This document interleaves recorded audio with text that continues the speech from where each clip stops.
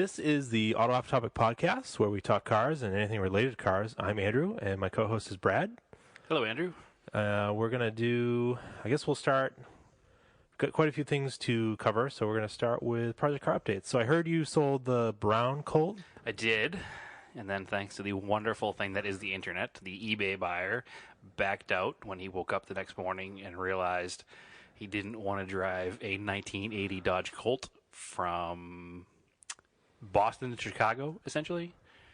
So we kind of worked out a deal where we figured everything out, but now the car is back up for sale. So no, did not sell the Colt. Was excited, spent the money prematurely, and then the car didn't sell. So that's the 80. That's like the root beer brown. It is the car. root beer brown, 62,000 mile Dodge Colt. Yeah, it was a local. It was like right down the street from your house, and you bought it, right? Less than a mile away. Yeah. So Interesting strange. car. Interesting car. Actual project cars, though, if you want to get into project cars. Yeah. What happened to the Raider? Oh, my goodness. This is a good one, too. So, when we first bought the Raider, as listeners from last week will remember, it was bought in a junkyard.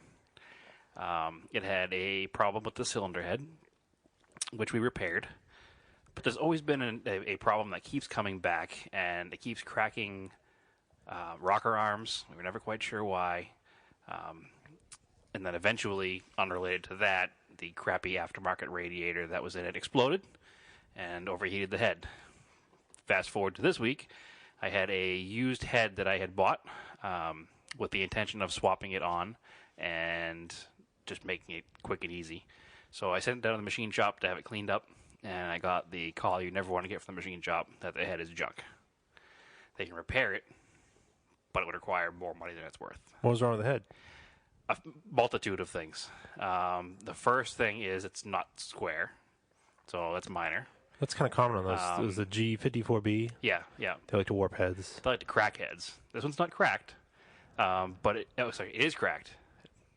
Rephrase that. It is cracked, so it does need some welding. On top of the welding, the water passages, according to the machine shop, I haven't gone down and looked at it because I've been busy, are clogged with something, and they don't know what, and they couldn't get a standard drill bit in it. Oh, so weird. They weren't quite sure how deep it went or how they would even clean it out. So now I'm stuck without a cylinder head. So I'm left at kind of an impasse. Do I try to find a cylinder head quickly? Do I take the motor out of the Starion? Or do I slap the Starion back together real quick and just drive it as is? Because I kind of want a bit of a hoon car for the winter this year anyway. Yeah. So the Starion, I don't think we talked about the Starion. It's an 84 flat body car. It's an early body style, pre-intercooled, pre-wide body fenders, but it is a fully loaded car. Again, $800 car. It was an $800 car, yes. It is a fully loaded car, though with limited slip differential. It already has a set of snow tires on it. I started a full restoration on the car and then lost my garage space for it.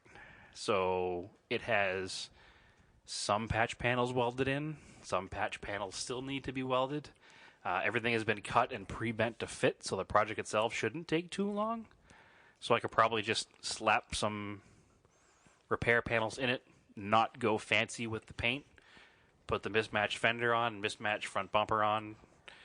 It'd be really ugly, but it's rear-wheel drive with a limited slip and snow tires, and it could be quicker and easier to get on the road than a motor swap in the Raider. Just to do it, especially if I sell my brown Colt, I won't have anything that I can drive in the winter. Yeah. And I guess you'd leave the front spoiler off that thing because it's the same spoiler as the wide body car, right? That low front spoiler? It's not the same spoiler. It's not, okay. No, the wide body one is slightly different. You can adapt a wide body one to fit, which I would do eventually, but if I'm going to drive the car in the winter, just leave it off. May as well leave it off. Probably ripped off. Exactly. And It'll be ugly. Yeah. It'll have a white car, different shade of white doors, it's got red fender, black fender. That was a cool car I found. I found that on Craigslist. Yes. Like locally again. Yep. Original owner, son did not want it. Yeah. For some reason. It's got a tan interior. Yeah, tan leather. And original Enki 92s. Enki 92s. That were like put on in period. They were put on in 1985. Yeah. And I have the receipt for them. Back in the 80s, my father was a tire. He owned a body shop that also sold tires and wheels. And the Enkis were sold to the owner of the car by my father in 1985 when I was 4. Yeah. Which is kind of a cool thing. And one of the reasons I kind of held on to the car when I probably shouldn't have for so long. No, it's a cool car. It is a cool car. And also, our other Mitsubishi that we had for 15 years is gone now. Yeah. So it's at the great, Oh, yeah. the Finally, great parking lot in the sky. the Rally Mirage is finally gone. It did 230,000 miles. Yeah. I really wanted to give it like a Viking funeral, but I don't know. They kind of frown on lighting cars on fire and burn the ground. Close proximity to houses. We Oh, could have. I wish we could have rallied it one more time. Rallycrossed it one more time, but Quick synopsis: we bought the car in 2000 for $200. Well, your family did. Yeah, Your- my father bought it in the year 2000. It was 5 years old. It was hitting the nose for $200. It had like 80,000 miles on it. I drove it for my sister. Actually, drove it to college for a while, and then I got it and realized how fun it was. And we used it for rallycross, TSD rallies, even in autocross. well, because it was the LS, the 1.8 and 5-speed. So it was a big motor. It was a sub Mirage. 2,000 pound Yeah. car with 120 horse, Yeah. 16 valve, and a 5-speed. It was fun. It was kind of like Mitsubishi's Civic Si, if they ever marketed it that Basically, way. it had like a four-wheel independent suspension, Yep. but it was struts in the front. It wasn't double wishbone. Correct. But the back was like almost identical to a Civic suspension, the way it's set Yeah, up. it was. It's basically it's a Mirage, Yeah. which is known to Japan and some other parts of the world as a Lancer, Yeah. which is the base for the Lancer Evo in sedan Yeah. form. So it was a fun little car, and we had it for a long time, from 80,000 miles to 230,000 miles. Yeah. And we never we took care of it mechanically, but we flogged that car. But regardless, it got in an accident, hit by a driver last February. I let it sit in my yard for a while, not knowing what to do, thinking of putting the motor in something else, and finally it was time to let it go. So it's gone. Yeah, because the motors in that aren't very rare. They're just No. they're We'll find one and It's- put it something else someday. Whatever. It had 220,000. It's a 95 Mirage. It was irrational to be in love with it. Yeah. Much like it's irrational to be in love with my 84 Starion, but I also went with that. Yeah, but that's got a little more provenance. I don't think so. Province. Province. I don't know if it's more or not, but I love the stupid thing. Technically a cooler car. Well, anything's a cooler car than the Mirage. This is The my project. car that doesn't. The silliest name for a car possibly ever. It's not really here. It's not really here. So Stephanie's car was an $800 car. It was. Yep. Good. The 2000 Subaru Legacy Outback, or the alternative lifestyle vehicle, as we call it. And that car, so we use that car to drive every day to work. And I was like, let's put an aux adapter in it, because I don't really want to spend the money on a new stereo for the car. I mean, the Bluetooth head units are like $20. And I was like, maybe I could put that in. But sometimes I still listen to CDs. And so the tape deck in this car is broken. That's why I don't have a tape adapter with an aux cable. So I pulled the radio out this weekend. I had this thing, I don't know, it's like called iSimple or something, and you hardwire it into the back of the antenna, and then it goes into the little box, and then you power the little box, and it interrupts the antenna feed when you're on the certain channel. Yep. And I had it set up. So, well, the other neat thing about this was it had a little USB plug that came off of it too, so you could charge a phone in a USB port. So it was powered too. It was powered, and you had to switch it on and off when you wanted to use it. So I got it all set up. I switch it on. It worked, but on the back of it had this little note, and the instructions, it's like you need to adjust the gain. There's a little gain knob, because when sometimes you plug in an aux cable to a cell phone. Interference. No, it's not necessarily sound, interference. yeah. It's just not loud enough. Yeah. You have the phone cranked, and then you have to have it stereo cranked. So this has like a little amplifier in it. And it's this little tiny flathead thing that's buried inside the box. In hindsight, I should have taken the cover off the box. But as soon as I turned it, it broke. What was the name of this product again? It's like iSimple or something. Okay, so the first problem is you bought something called something that wasn't made by Apple. Yeah. That's the universal And it had sign like of shittiness. Android stickers all over it. I don't know. Whatever. I'll post some pictures of it, because it was just so annoying. I bought it a year ago on Amazon, and then I'm finally installing it now, so I don't even think I can return it. Probably not. So it's like whatever. It's just so annoying, because the dash on 2000 Legacy, if you ever go to take the radio out of one, there are like 3 screws. You unclip the trim around the automatic transmission, and you lift it up and out, and that comes out really easy. Then there's 2 screws you can get to, and then there's you pull out the ashtray, and facing almost straight up there's 2 invisible screws you have to get to. So if you don't know they're there, you'll never find them. You'll just break everything. You'll just break everything. So I actually YouTubed it before I did it because I had no idea. And then about a foot into the dash, there's a screw that holds the ashtray. And when you hold the ashtray, because you have to take the ashtray out, and then you can remove all the trim. It was just super, super annoying. And I was just totally pissed about it on Saturday. I got an angry text message. Yeah, you did. So that was that. So we still listen to the radio and just CDs now. So your project car update was a simple thing. Yeah, that not just even a project car. failed. It's just your daily driver, and it failed miserably. Yep. That seems to be about the. And then my other project car. So winter is coming. Thank you for that, Enzo. Yep. That's the Enzo dog shaking his himself. head. Take his collar off so he's a little quieter. All right. And so I had to clean up my garage to put both my cars away. I like to put my Galant and my Talon in the garage, but the Talon's already in the garage, but I wanted to take it out so I could organize in there. So I actually started the car up and backed it out of the garage. Yay. And then I cleaned up, and then I pulled it back into the garage. So it went 100 feet, and then it, not even 100 feet, went 50 feet. And then it canceled itself and then back out canceled again. itself back out. But it started and ran. It started right up because I keep it on a battery tender. And then it, I really need to work on that car in 2017. I was organizing the garage, and I had all the parts for it because I got to do front brakes. I have the calipers all rebuilt. Those are sitting in the box. So 2017 will be the return of the Talon I hope and so. my Starion. I hope so. And It'll be like high school all over again. Yeah, I got because the early cars, the 90s, had single piston front calipers, which is kind of small they're a heavy car for that and a fast car for that. Yours has excessive horsepower. Yeah, so again, the classic, let's upgrade all the horsepower, not do anything about the brakes, because whatever. Or suspension. His stock suspension. So I have to do the 2-piston calipers, and I've got some, Hawk pads for it, and I've got the, I forget who makes the rear pads, but Hawk doesn't make rear pads. It's some other brand that's pretty good. And I've also got a couple white line bushings with front control arms that I have in the Galant. Mm-hmm. So the caster adjusting ones? The caster adjusting ones. Yeah, they make nice. they make the on-center feel a lot better. So I got to do that. That's about it. It hasn't been much of a car week. No. But what are we drinking tonight? Well, it's in relation to our topic. Yeah, Completely accidental. yeah. It's a crossover beer. It is a crossover beer. Crossover promotion. Yeah, Dogfish Brewing and Woolrich, as in the clothing company. Yeah. And it's called Pennsylvania Tuxedo. And it shows a couple of guys wearing full flannel jumpsuits enjoying a nice beer on the front of it. So it fits in well with our topic tonight, which is going to be car cross promotions. A pale ale brewed with Pennsylvania spruce tips. As in trees. Yep. It's pretty good. It's actually delicious.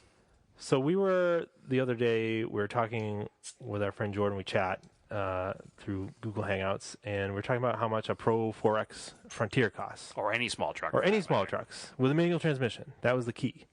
The Pro 4X is kind of cool because it's off-road capable. It's got Bilsteins. It's got a locker, a Dana rear end.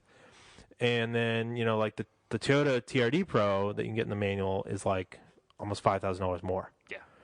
Or maybe even $10,000 more. It's really expensive. But regardless, it value better. Yeah, it does hold its value better. Whole nother topic for a whole nother day. Yeah.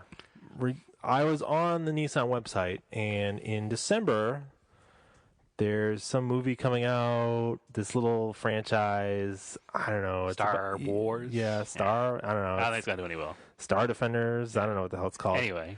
So, and apparently Nissan is doing a cross motion because the movie is called Rogue One with the Nissan Rogue. Right, because Nissan Rogue would exist in outer space. Totally common sense. I can't even understand why it exists. I was trying to, it hasn't really been released on the website yet. I don't know, is it a trim package? It's so weird. There is a commercial, and it's probably nothing more than a decal on the gate. Yeah, is it just a money grab? Yeah, 100%. Or is it a concession to use the name? Did Nissan trademark Rogue and they couldn't use it? I doubt it, because it's being used in different applications, so I don't know if it's. I don't know. I don't know trademark law. I don't know how that works. Yeah. But I mean, let's think about the last Star Wars movie when they licensed oranges. Yeah. So they'll pretty much do whatever they But want. there was a Star Wars Celica, though, the original one, right? 1977. Yeah. That car, yeah. It was weird because it had the big bumpers. Yeah. But then it had like an underspoiler and flares, and it just had like airbrushed Yeah. Star Wars characters all over it. In fact, there's a bounty on that car on the Yeah, because internet. it disappeared. Yeah, nobody knows where it is. Somebody wants to find it because Star Wars fans are obviously known to be, the most reasonable of collectors, or not. So there's a bounty to find that car if anybody knows where it is. I've never heard of it other than the ads for it in Road and Track back in 1978 and whatever, but I haven't. It is a weird one, so it has happened before, but Toyota last. At least it has Star Wars stuff all over it, though. So you're like, yeah, I get that. I get it. It's Star Wars covered. Nissan doesn't sell many Rogues. Yeah. I think they're trying hard. I guess there's a Nissan, Star Wars fan is a Nissan Rogue person. I need No idea. I need it's not even a compact crossover. I don't even know what it is. It's confusing. The Murano, the Rogue, they're the There's same. so many of them. They're like these weird SUVs. Well, it's just like Honda now has a CRV and an HRV. Why? There's no need for an HRV to exist. I think people just like sitting straight up and down when they're driving, and they just feel, I don't know. I don't understand. Whatever. It's so strange. But speaking of crossovers, Got us talking. yeah, there is the Hyundai Tucson Walking Dead edition. Which was complete money grab. Yeah. Because do you remember it was like those two, I think it was like season 2 and 3, where they were just driving around in that green. I remember it was in season 2 because I remember being at Herschel's farm. I don't remember it anywhere else. They drove around it a lot. They're like, we got to go on a run. Let's get in they didn't say the Hyundai, but they always got in the Hyundai. Like this one. It was pretty bad. It's the zombie apocalypse, and you just hold on to one car. You can literally steal any car you want. Well, going off topic a little bit, I've always said with that show, it always seems like they always pick the most fuel-inefficient vehicles, which I never understood. Like, we have to go as far as we can on one tank of gas. Let's take the 1978 Jeep Cherokee Chief. Let's all get in the RV. The RV at least could fit more people. Also doesn't make sense. Anyway, that's off topic.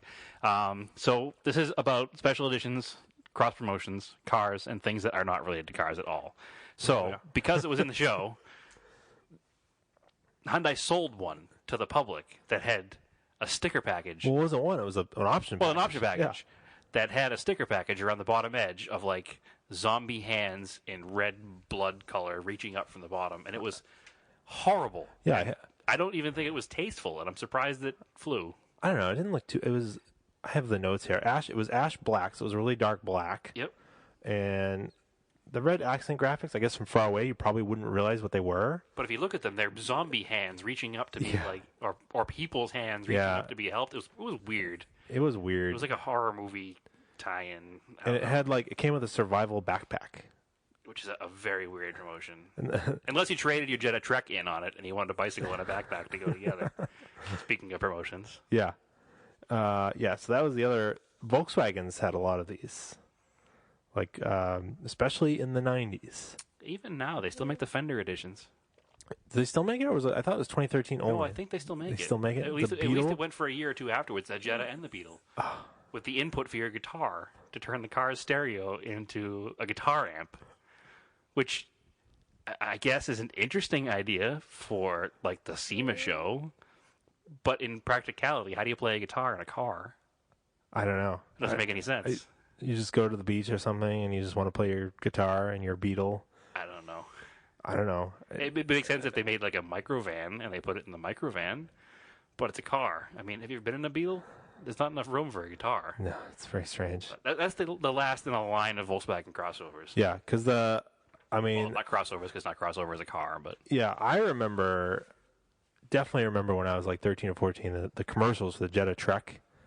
with the bicycle, the Trek Trek bicycle, and then you get the K2, which is like so it's like the winter version. Yeah. And they're really just like they basically had seat patterns. They had different seat material, and a bicycle and or some skis badges. and a rack to put it on came with the vehicle. No performance whatsoever. No. Well, what performance is there?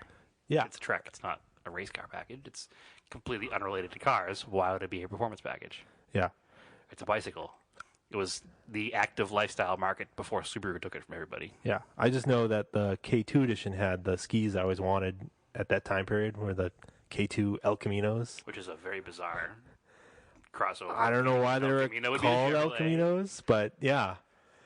But I remember, That's why you wanted them. yeah, because there was different versions of the skis. Like one of them had an actual picture of an El Camino on them. Which you still liked at the time. Yeah, Before you hated them, made fun of me for liking them still. yeah, they're pretty terrible. There was some pretty cool special edition El Caminos and GMC Caballeros, too. Not directly crossover tie-ins, but like the GMC Caballero had the Black Knight edition, which is basically like the Bandit Trans Am, but instead of an eagle or a Trans Am Firebird on the hood, it's like a gold outline of a Black Knight. Weird. Oh, it's awesome. I didn't know about that one. It's very awesome. There's actually one in Salem on Jackson Street next time you're driving by. There's, It's very cool. I mean, it's awful, but it's very cool. well, that's the thing. The Smokey and the Bandit, like that tie-in made sense because the car is featured heavily in the movie. It's all about the car. Correct. Like that. It would be like if they made a, Dukes of Hazzard edition new Challenger. Would kind of make sense. Not sure. Well, maybe that would fly today. No political statements. That's as far as we'll go with that. And then, it's funny once you start looking up all these crossover stuff, like cross promotions in these cars, then you start finding all the different weird things. Well, Ford learned from Volkswagen, obviously, Oh, the Kona Focus, because they had the Kona Focus. which I thought were kind of cool. But there wasn't much going on with it other than No, they're instead not. of special seat material, the rub strips on the side of the car had bike tire tread patterns It's in them. kind of cool. They had some special colors. I don't know. I mean, they're not like an SVT Focus. They No, weren't. again, there's no performance Did upgrades. nothing to 'em. It was just a bicycle on the roof, a funny looking rub strip with a tire tread through it, which I guess it's interesting. Well, I'll chalk it up to interesting. I don't know Yeah. if cool is a word I would use. Yeah. I wouldn't desire to own one over a regular Focus. But I guess if they were two were sitting next to each other in equal condition, maybe I'd pick the Kona because it was different. Yeah. But I don't remember if they were special colors or not. Were they? Oh, it was like a brown color it came in, right? Yeah, it was like a metallic brown. Yeah, that was a cool Can't color. go wrong with metallic brown. I've changed my mind. I would drive a Kona Focus. Yeah. You sold me. Yeah.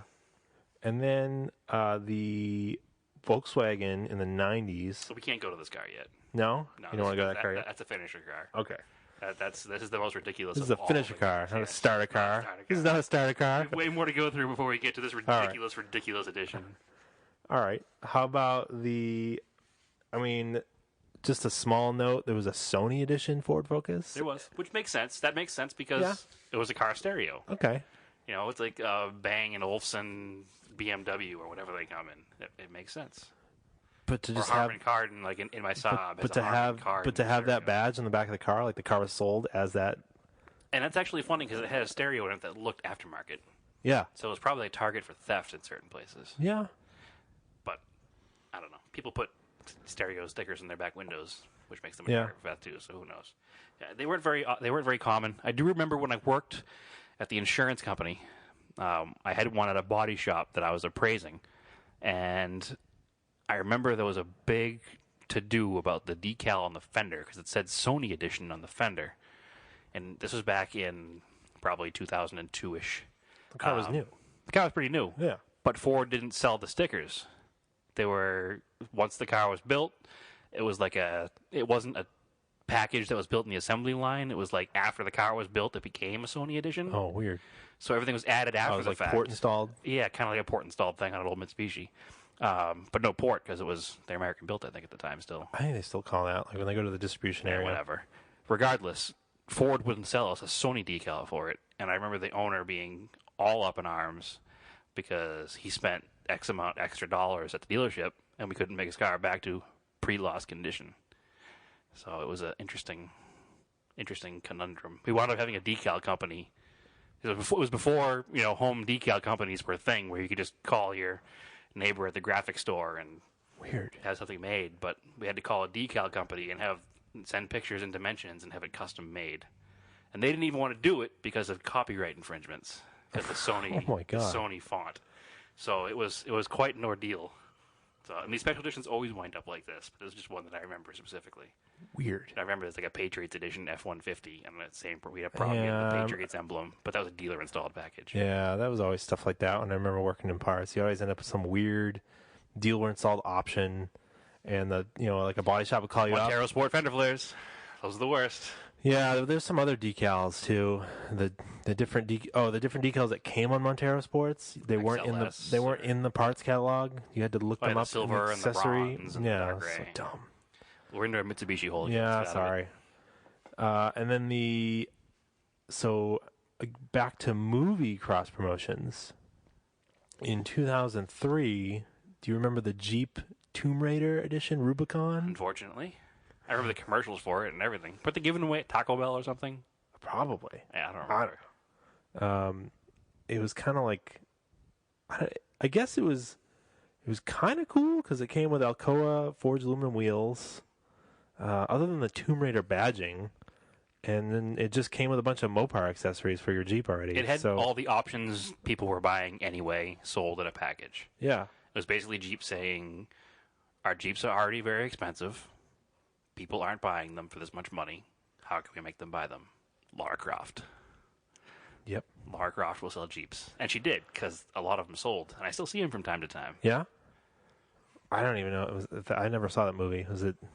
I assume it was terrible. I also, it's a video game movie. It's going to be terrible. Yeah, so it was like a video game, and then a movie, and then a car. I guess. 3 things. Weird. None of which were very good.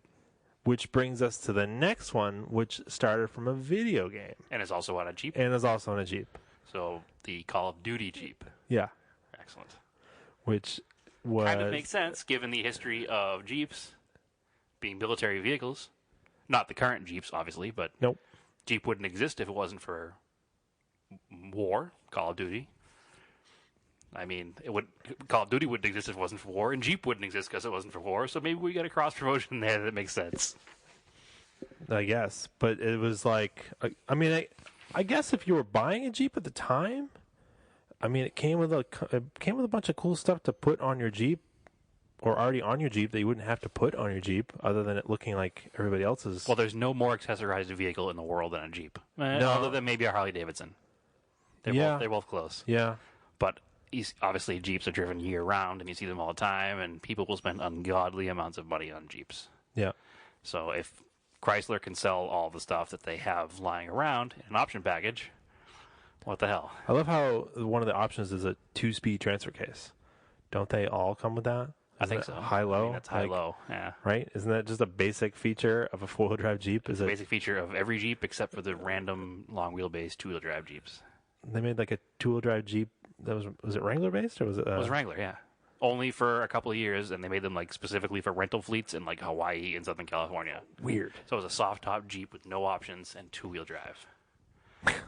You never see them on the East Coast for obvious reasons. It's a useless vehicle. It's completely useless. Yeah. Here's a Jeep that can't go off-road. Good plan, guys. Yeah. And then we're back to 2003. And do you remember the terrible... I guess it's the sequel to Terminator 2, T3. I don't remember the movie or any cars tied to it, because I'm sure they were also equally terrible. Yeah, because there was a Terminator Tundra. I saw the movie. Bad truck. It was a first-gen Tundra, so they're kind of cool looking. Kind of cool. And I saw the movie, and I don't remember it. Apparently there's a car chase in it. Was there a Tundra? Involving the Tundra. Okay. But so again, that makes sense again, much like the Smokey and the Bandit car makes sense. Barely, but I guess you couldn't tell that it was a Tundra really because it had some like camper body on it or something. Oh, okay. It was weird. I don't think I've seen the movie. I don't think I noticed that special edition. It's not that great of a movie on either of those things. It's one of the.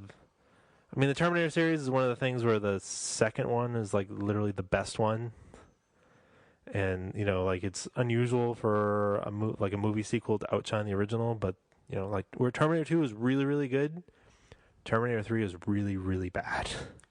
I may have seen it. I've seen a lot of movies, but I just don't It's remember clearly it. forgettable. Yeah. I saw it once, and I don't remember it.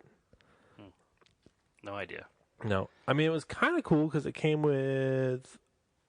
You got Takiko shocks, a limited slip, you got TRD exhaust. So you basically got all the stuff you got with a TRD package. Yeah, kind of. Yeah. And you just got these weird badges that said T3 Terminator Edition on it, and they came in black.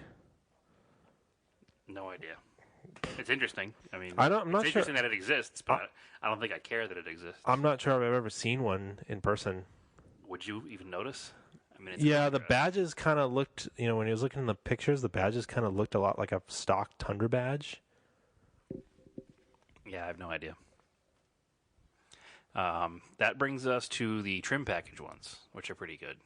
Yeah. LL Bean, Subaru. That makes sense. Who wears LL Bean? Subaru drivers. Yeah, I mean, it seemed to capitalize on that late 90s, early 2000s active lifestyle person. Flannel shirt and a Subaru. Yeah, you just want to be outdoors. I mean, it's kind of weird, like, Stephanie's car is a 2000 Outback. It's not an LL Bean car, it's a limited, so it has literally everything. And according to what I was looking up, because I was like, what makes the LL Bean different? It's like the badges. Yep. And then supposedly they came with a Macintosh stereo Which system. is a really cool looking stereo, actually. It's kind of like a light gray, ivory gray kind of faceplate to it. It's a really good looking factory stereo. It's a double din. I've seen them installed in other cars because they kind of look. I don't know how to describe it, but there's a certain look that it has, and it looks good in other vehicles. And then it supposedly came, it was a 6-disc in-dash CD changer. Yep. And then it came with VDC. Which is a viscous differential? No, vehicle dynamics control. Oh, okay. Which Stephanie's car doesn't have. It just has ABS, and that's it. Whatever. And I'm sure in 2003 it wasn't much. Yeah, and then they're like, System anyway. And then one of the other things they say is dual moonroofs, which is your car has. Yeah, her Limited has dual moonroofs. I mean, they don't open. No, they're sealed shut Yeah. because they leak. But It's an $800 car. Yeah, exactly.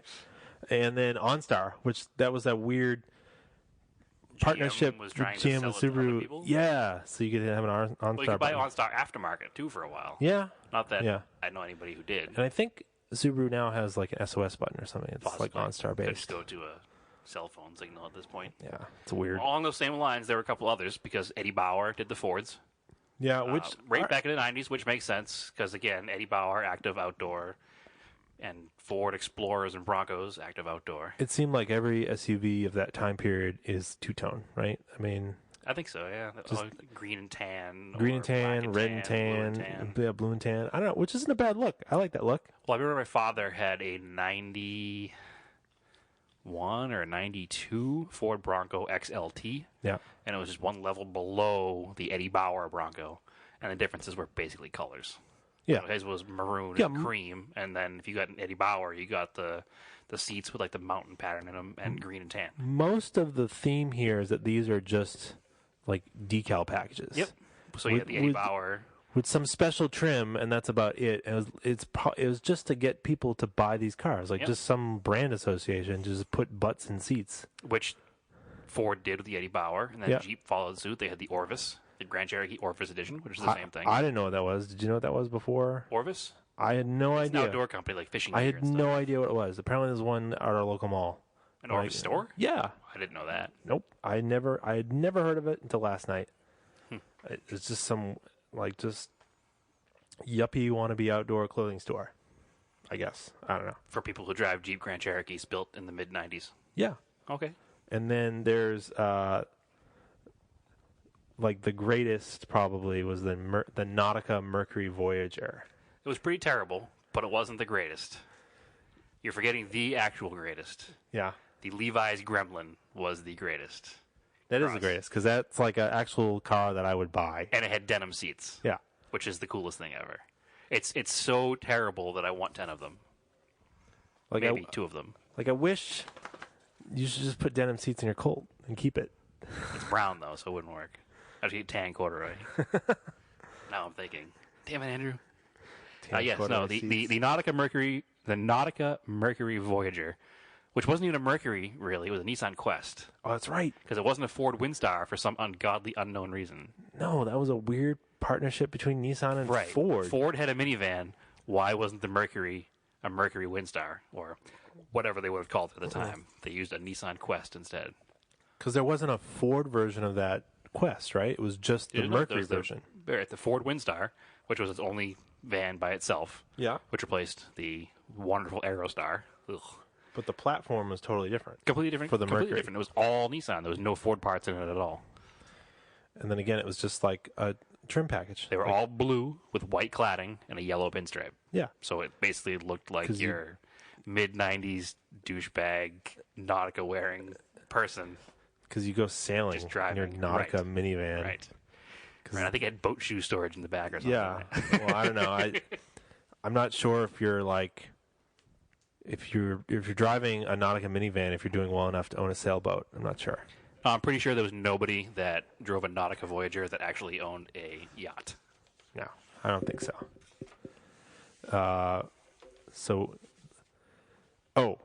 I think you sent me one of these one time on Craigslist, and you wanted it like in the worst way. What was that? The Dodge Dude. Oh, absolutely. It has a picture of a guy in a cowboy hat on the quarter panel, and the spokesperson was Don Knotts. Which, again, is just a sticker package. It doesn't make any and sense. It doesn't make any sense. It's just like, hey, we want to sell these trucks, and we'll get Don Knotts to do it, and we'll call it the Dude. The late 60s Dodges were the ugliest of the big threes pickup trucks. Yeah. Now, the Chevys and the Fords are better-looking trucks, period. End of story. But the Dodges are just cooler because they're bizarre, and they have weird lines, and they have weird headlights and weird grills, and the weirdest of all of them is the Dude. Yeah. And it's a cool, like, 60s font, too. Like, Yeah. It's very, like, Mad It Max. kind of looks like the Judge font. Kind of. Maybe a little bit, but it's big and oversized. Big, bubbly, like... I mean, it's a big truck, and Yeah. it has quarter panels that are huge. So it has, like, a 3-foot tall sticker that says the Dude, and it has stripes wrapped around it. I guess the best part of that is you can just drive around and be like, the Dude abides. The Dude abides. Well, the best part about it is Don Knotts was the spokesperson. Don Knotts hadn't even done anything at that point anymore. He was pretty much... He relegated himself to doing Dodge commercials. It was just cool. And then what else was there? Oh, you sent me this one.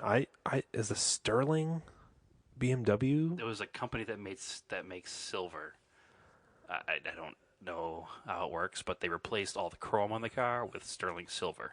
Oh, It's obnoxiously expensive, and because it's 750. It was a long wheelbase, so it's like a Yeah, 750 it's an IL. is like already ridiculously expensive. yeah, this is like 2013, I think, is when it came out. So it's fairly recent too. I can't remember the name of the company. It was some bizarre company out of Germany I'd never heard of. I guess I was looking into it, and you can buy like a fork from them. Like one sterling silver fork is like $375. Okay, So that's the kind of because company. that we're makes talking with. sense. Well, hey, if you're spending enough money for a 750 IL, and then you're having all your chrome replaced with sterling silver, the price of your I think forks. that was like a Chinese market car or something. I have no idea. I'll tell you what, though, this is the guy driving the sailboat, not the guy in Nautica Villager. He's not driving the sailboat. He has a crew that crews the sailboat for him. Valid. Valid. And then, oh yeah, we gotta go back. Let's circle back to the Our Volkswagens. favorites. No, Mitsubishi's first. Oh, right. Snoopy That's right. Edition Pajero Mini. Yep. That's a good one. We can't forget the Mitsubishi's, which that was a terrible, just again, option sticker package. Nothing special, just a Just a Piero Mini, actually. Right, So which that is makes it a even cooler. non-American sold Montero, essentially. It's like But- a K-Class Yeah, K-Class SUV. with Snoopy stickers all over it. And then the one near and dear to us, which we're really trying to find information on, and we can only find the same 2 or 3 pictures every time we search With for it. Japanese descriptions like a brochure, Correct. The Is it- Camel Trophy Montero. which is very strange because Camel trophy vehicles are all Land Rovers, but the theory, I think, is that these were they were used as support vehicles. Right. When and the Land then Rovers broke down or got stuck, inevitably, they used the Monteros to unstick them or carry parts around. And then, the rumor, and we don't know any of this to be true or false, Yeah. the rumor is that the Land Rover people kind of hush-hushed about it and made all the information go away. But there's a couple of pictures out there showing them in the full camel livery, just like the Land Rovers, on the same courses where you've seen pictures of the Land Rovers doing the same things, but there's no information. And then Yeah. there's one weird, special edition in, 91, Yeah, but short wheelbase 2-door. which that also doesn't make sense, because the ones that we've No. seen pictures of are long wheelbases. It's good looking, though, in that camel yellow. That's very cool. Like, man, I'd give anything for... Because I think a similar yellow you could buy the Raider in, I think, at one point. Raider? The 2-door Raider. I haven't seen the yellow one. You haven't seen the yellow one? There's definitely been a couple yellow ones. Not in this country. Yeah. Really? Yeah, been on Craigslist. That bright yellow. Apparently I'm not paying attention. Yep. It's kind of a cool yellow. I don't need another one. I haven't paid attention to Monteros No. on Craigslist. No. All right, so now we're on to our favorite of the day. This is by Volkswagen. What year was it? It was just in the well, it must have been the like 93, 94, Okay. because it was the Euro tours that they did, Okay. and they sponsored some major bands. Major. Is he really a major band in Europe? Well, it was more than just He went outside of New Jersey? it was more than just Bon Jovi, because they also did we're using paper notes tonight. Where'd it go? There it is. The important part is that there's a Bon Jovi edition Volkswagen Golf. Yep. There is, but there's also a Pink Floyd edition and Which is cool. and a Rolling Stones edition. Which is not cool. Yeah, the Pink Floyd though was for the Division Bell tour. So it was in 94. 94. Okay. Which is a great album, despite what anybody will tell you. I like that album. I like it a lot. I like Keep Probably Talking. because we were 13-ish years old when it came out, and we didn't know any better. But now at 35, I still like that album. That's a good album. There's great nothing album. wrong with the album. No. Unimportant right now. The important thing is they made a Bon Jovi edition Volkswagen Golf. Yeah, I don't know what tour that would have been. I don't know who would have bought I didn't look that. it up. I don't know who would have driven that. I don't know who would have cared enough to own that. It was in Europe though. I don't know who thought it was a good idea. Volkswagen marketing, I guess. I mean, I don't know Volkswagen. I don't know European pop hits. I don't know what's popular there.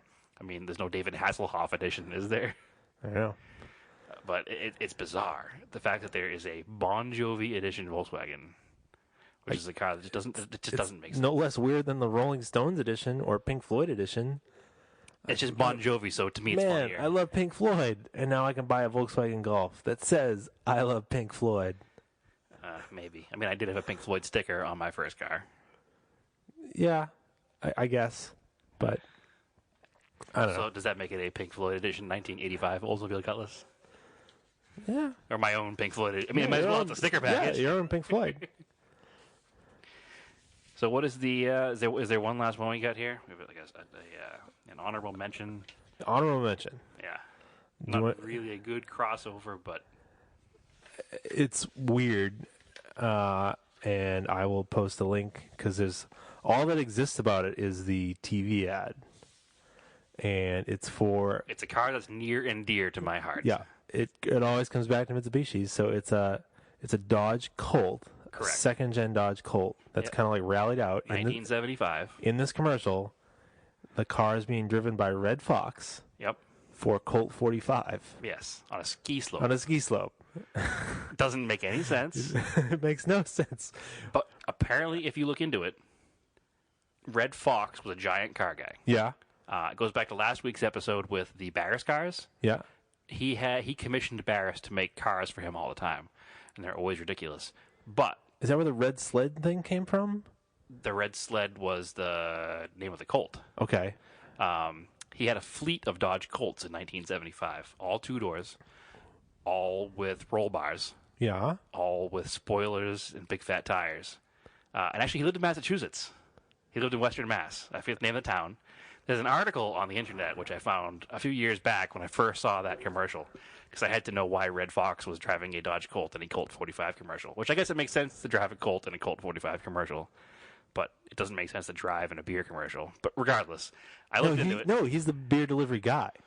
So the commercial starts. too. It's a tuxedo man, which is apparently part of their ad campaign. He was just sitting calmly on a ski slope in a tuxedo at a table. Must have been spring skiing. Yeah, waiting for his beer apparently. And you see Redd Foxx like roll up, and he sees like a sign for the shortcut. Yeah, but it shows like a 45 second like slaloming this Dodge Colt down a ski slope. Yeah, first. it's basically a Dodge Colt ad, and then he rolls up and gives the. Well, he slides to a stop. With the best part too, you gotta watch when you watch the video. He slides to a stop, and the driver's left arm is up because it's clearly not Redd Foxx. Because he slides Which to is weird because he loved Dodge Colts. but he slides to a stop within. Well, the way the camera looks, he looks like he stops within feet of hitting the guy on the table. That's awesome. And it's definitely like a stunt driver, and he's like covering his arm or covering his head Covering with his his arm. not Red Fox face. Yeah, and it's just so strange. Anyway, I guess he had a barn on his property out in whatever part in Western Mass. What happened to these cars? I have tried to find them many times. I search Colt in Western Mass Craigslist on a regular basis to try to find one. But he used to terrorize the neighborhood in these things, and he loved just tooling around with them and drifting around his property. Weird. It's very weird, and it's very cool. Huh. I mean, he's Redd Foxx. He's ridiculous. Yeah, I didn't know that part about it. Yeah, it's very cool. It's cool that they use it in the commercial, and I don't know how it happened. I don't know if it was like they were the ones they used for the commercial, and he just kept them, or did he already have them? And the commercial was like, "Hey, Redd Foxx, you're a good spokesperson, and you actually have Dodge Colts."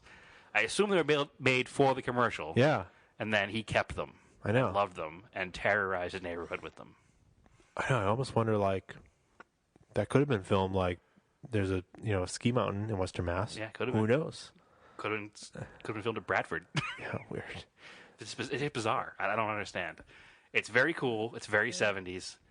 It's very period correct, I guess, is all we can say. It's fun to watch. We'll put a link of it up because it's fun to watch. I don't know much else about the car. Well, I know a lot about the car because it's Dodge Colt, and I'm oddly obsessed. And I have a 74. Yeah. Another topic for another day. Yeah. So, I mean, that was kind of weird car crossovers with ad campaigns or whatever.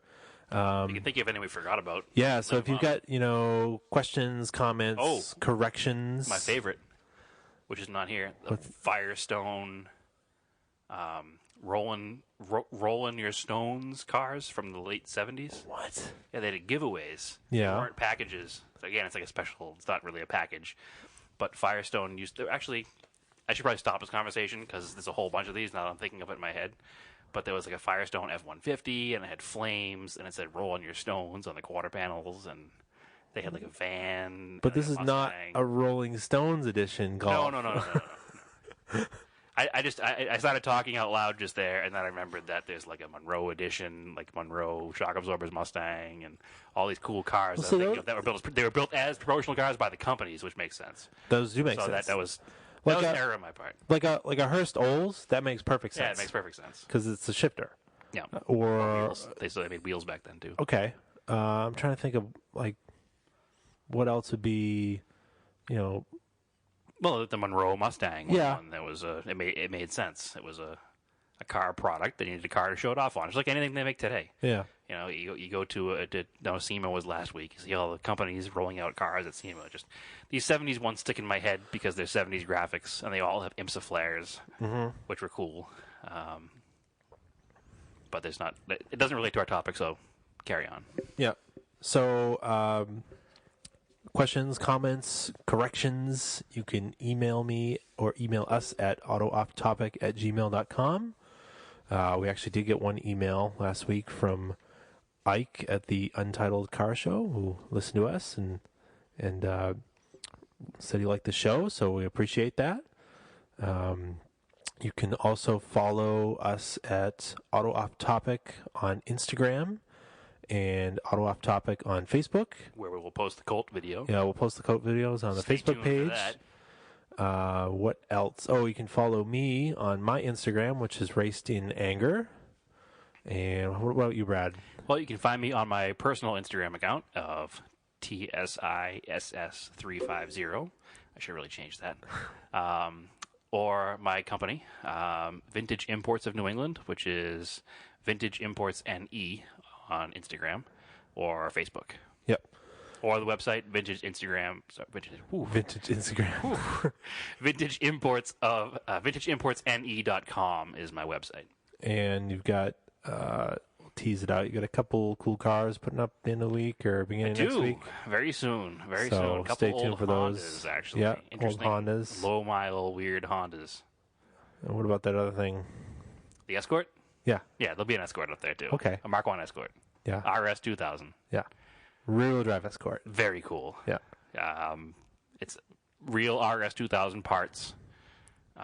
It was a swapped shell because the original RS 2000 shell was rotted beyond repair. But it does have all of the parts that came in the RS 2000. So the 2-liter motor, the correct rear end, correct transmission, correct full interior is all lifted straight out of the RS 2000 into a 1.3 Escort Mark 1 shell. Neat. So it's a very cool, very solid car. Cool. Too much advertising. Yep. Moving on. All right. So that's it. So that's it. That's the show. All right. See you guys next week. Thanks. Bye.